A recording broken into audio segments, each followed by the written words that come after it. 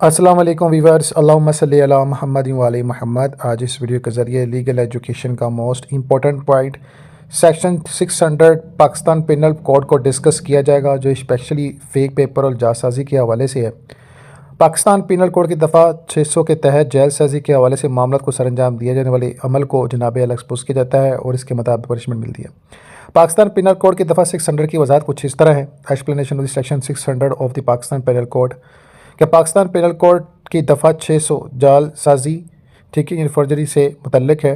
ख़ास तौर पर जाली दस्तावेज़ को असली जानकर इस्तेमाल करने के जुर्म से ये दफ़ा इस शख्स के ख़िलाफ़ लागू होती है जो जानता हो कि कोई दस्तावेज़ जाली है जो इसके पास है और उसका यूज़ भी करता है, लेकिन फिर भी इसे ऐसे तौर पर पेश करे या इस्तेमाल करे जैसे वो असली है। बाज़ दफ़ा ऐसा होता है कि बहुत सारे लोगों के पास दीगर जो है स्पेशल जो है सिक्योरिटी ऑफिस करने वाले इदारों के जनाब अला फ़ेक कार्ड होते हैं और वो उन कार्ड का इसलिए यूज़ करता है कि अपने आप को सिक्योरिटी एहलकार बताता है और उसका जो है वो लीगल जो है वो हकदार बताता है, लेकिन वो जानता है कि कार्ड नकली है, लेकिन फिर भी उसने बनाया। तो इस सारे मामलत को फिर जो है दफ़ा 600 के तहत जो है वो देखा जाता है। दफ़ा 600 के अहम निकात सेक्शन जो है इंपॉर्टेंट पॉइंट 600 के जुर्म की नवैयत यानी नेचर ऑफ गिल्टी। अगर कोई शख्स जानबूझकर किसी जाली दस्तावेज़ मसलन जाली डिग्री, जायदाद का कागज़, बैंक स्टेटमेंट, शनाख्ती कार्ड वगैरह को असली होने का दावा करते हुए इस्तेमाल करे या किसी अदालत या सरकारी अफसर के सामने पेश करे तो वह इस दफ़ा के तहत मुजरिम करार पाएगा। देखिए, ये तो हो गया जानबूझ के। एक होता है जानबूझ के ना होना, उसके लिए एक अलग मैटर, लेकिन ये जानबूझ के वाले से है तो फिर इस पर क्या है, मामला जो है कोर्ट में बड़ी जो है गमगीन सतह पर होंगे और बाज़ दफ़ा तो उसी वक्त ही गिरफ्तारी अमल में हो जाती है। और अगर कहीं लचक हो, किसी ने उसको दिया हो और वो जानता ना हो, गरीब हो, उसने वेरीफाई ना किया हो, फिर इसके लिए मसाइल कुछ और हो सकते हैं, तो लचक फिर जो है ना वो आ सकती है। पॉइंट नंबर 2 में फैक्ट्स को देखेंगे जो किसी जुर्म की शर्त के हवाले से। मुजरिम को पहले से इल्म होना चाहिए कि दस्तावेज़ जाली है। अगर इसे इल्म नहीं था वो सज़ा से बच सकता है। देखा यहाँ पर फैक्ट क्या आया? फैक्ट ये है कि जो डॉक्यूमेंट उसके पास हो वो उसके नॉलेज में हो कि ये असली है तो फिर ठीक है कि वो मुजरिम है। अगर नकली है तब भी हर चीज़ का उसका जांच रखना लाजमी, इसलिए जो भी डॉक्यूमेंट आपके पास हो उसका क्रॉस वेरिफिकेशन लाजमी करवाएं।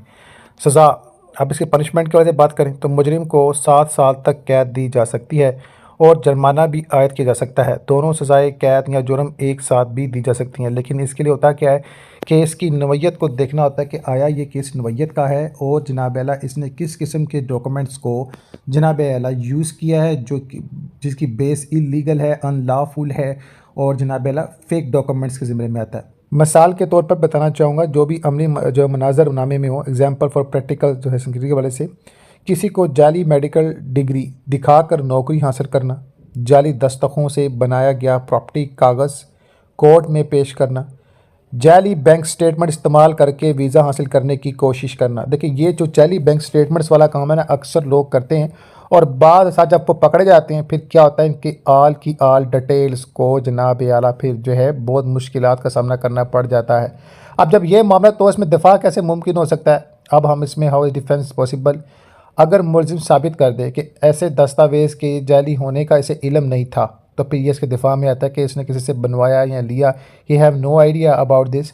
अगर दस्तावेज दर हकीकत असली हो, जालसाजी का इल्ज़ाम गलत साबित हो जाए, ठीक है। सम ऑफ टाइम कुछ अदारों से लोग करवा लेते हैं, लेकिन उनके सिक्योरिटी ऑफिस का दायरा व रजिस्टर में जो है ना वो डायरी में रजिस्टर होता है, लेकिन कंप्यूटर सिस्टम होने की वजह से मामला ख़राब हो जाते हैं, फिर भी कुछ लचक आ जाती है, ठीक है। टेक्निकल इश्यूज़ पर आपको माफ़ी मिल सकती है। अब इसमें मेन वार्निंग के हवाले से अहम तबाह को देखेंगे।